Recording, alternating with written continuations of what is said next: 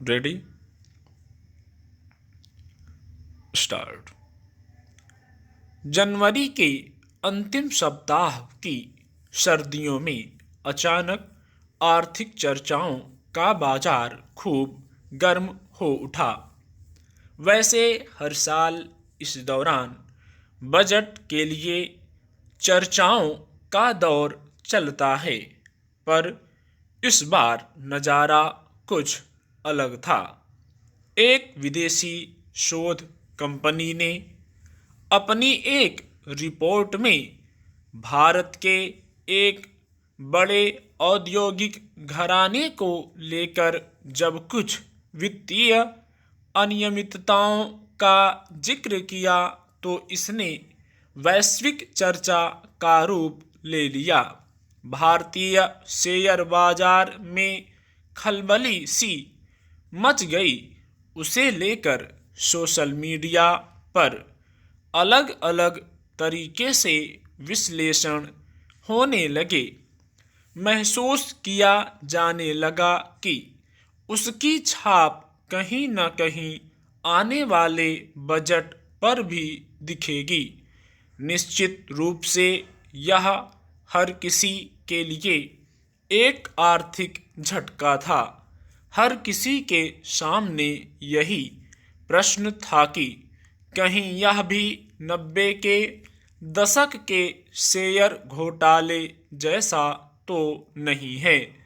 इसका असर कितने अरसे तक रहेगा?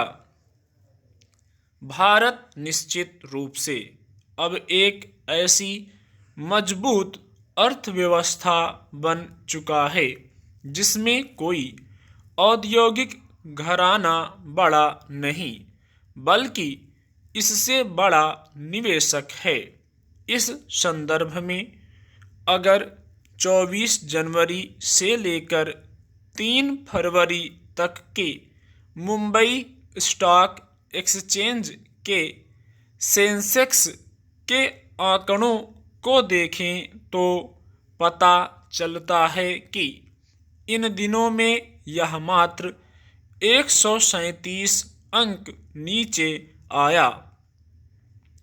1991 के आर्थिक सुधारों के बाद से भारतीय अर्थव्यवस्था ने पूरी तरह पूंजीवाद की तरफ रुख कर लिया है।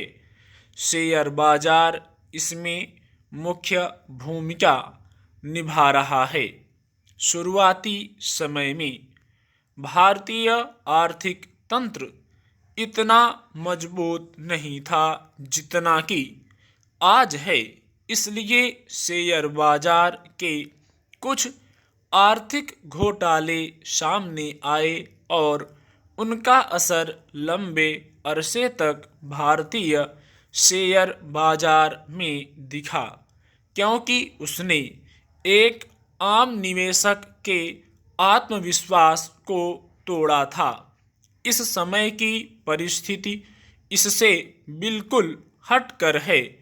इसलिए शेयर बाजार के पहले के आर्थिक घोटालों को आज के औद्योगिक घरानों के साथ प्रत्यक्ष रूप से जोड़कर देखना सही नहीं होगा। इसके पीछे कई आधार हैं। मुख्य तौर पर यह समझा जा सकता है कि आज के समय में भारतीय अर्थव्यवस्था पूर्णतया वैश्विक परिस्थितियों के साथ अंतर्निहित होकर संचालित हो रही है, जो उस समय नहीं थी। दूसरे पहले के आर्थिक घोटालों के तथ्य भारत के निष्पक्ष पत्रकारों ने खोले थे, जबकि इस समय एक ऐसी विदेशी रिसर्च कंपनी ने खोला है जिसकी खुद की विश्वसनीयता दांव पर है, इसलिए कि ऐसी जांच के पीछे उसका मुख्य उद्देश्य खुद मुनाफा कमाना होता है।